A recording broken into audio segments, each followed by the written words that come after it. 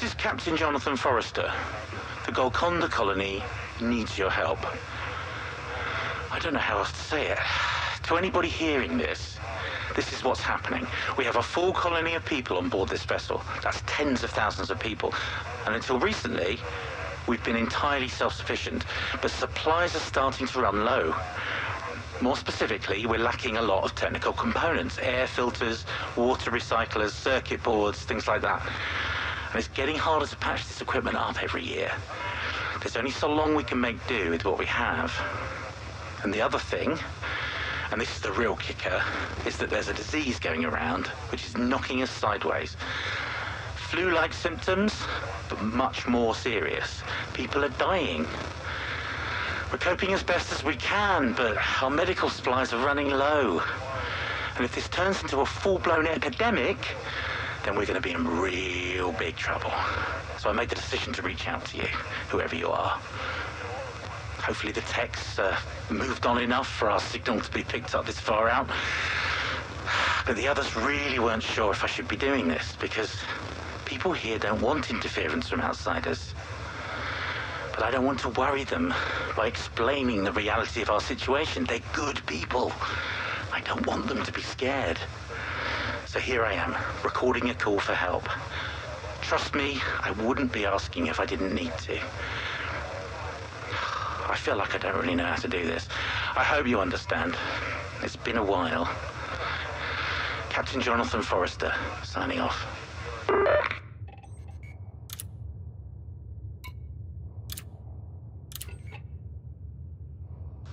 This is Dr. Shay Tandis. Captain Forrester has asked me to summarize the situation on board the Golconda, particularly in regards to a recent outbreak of disease. I must preface this by saying that any attempt to summarize the situation feels inadequate. There is so much to say about the symptoms, the development of our detection methods, and existing treatment philosophies. Nevertheless, I will attempt to speak concisely for the purpose of this broadcast. The disease, known colloquially among the people as the wasting kiss, is a mutated strain of viral nasopharyngitis. One of the drawbacks of living in an atmospherically self-contained structure for hundreds of years is that illness tends to linger. We can't very well sterilize a ship of this size, and with each generation these illnesses adapt to remain virulent. This one particularly so. Antiviral treatments aren't particularly effective, merely delaying the disease's progress.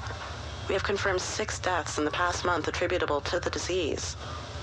Our medical supplies are somewhat limited, adequate for maintaining health and the occasional serious illness or accident. In the event of a full outbreak, with hundreds of patients requiring treatment, we may be forced to resort to measures such as full quarantine and isolation. When the captain first suggested opening communication with outsiders, I must confess to a certain hesitation. On reflection, it would seem the logical decision for the well-being of the crew. One can only imagine what pharmaceutical advancements have been made over the last millennia. The possibilities are fascinating.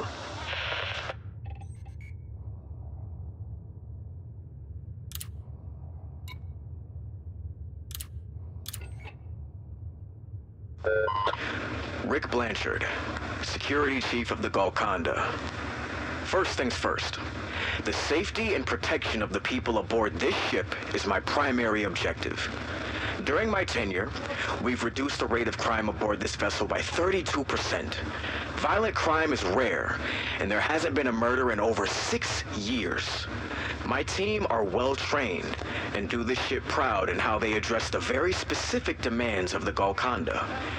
You might think an isolated, spacefaring colony of thousands with no horizons, seasons, or other planetary benefits would have gone mad and initiated some kind of mass tragedy. Well, not on my watch. Which is why I need to be clear in my opposition to the captain's decision to send out a distress call.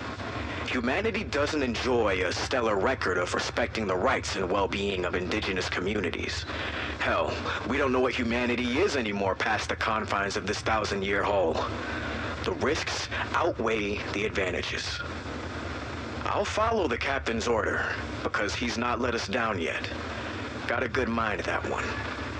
But I'm asking whoever hears this message to understand that we're looking for a trade of goods and resources only. Communication with the general populace of the Golconda is forbidden. Messages regarding developments outside of the Golconda is forbidden.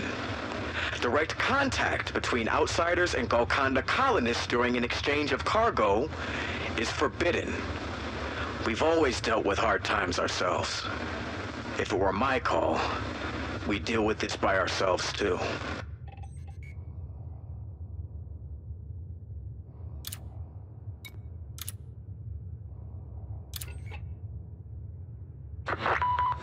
This is Erin Gray of the Golconda.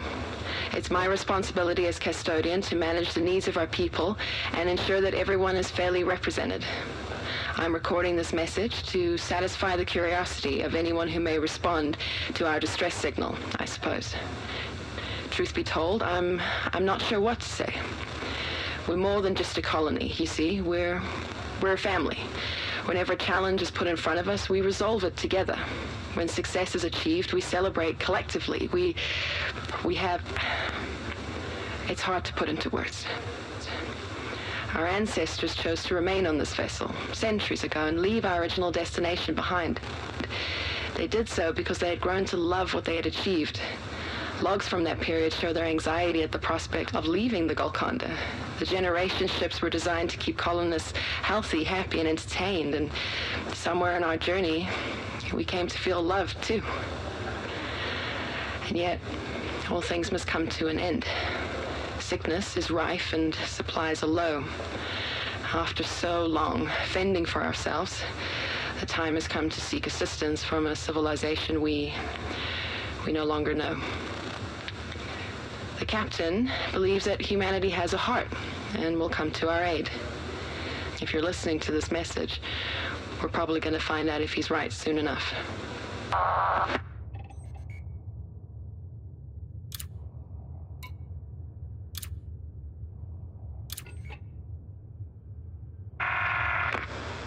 Thomas Cobb, chaplain. I serve the Golconda, and the Golconda embraces me. Long ago, I would have been called a priest, somebody authorized to provide guidance according to the rules of a religion. That's the role my predecessors fulfilled, at least. Eventually, the old texts were set aside in favor of a less rigid spiritual philosophy. Being able to view the entire nebula over breakfast inclines one towards the contemplative.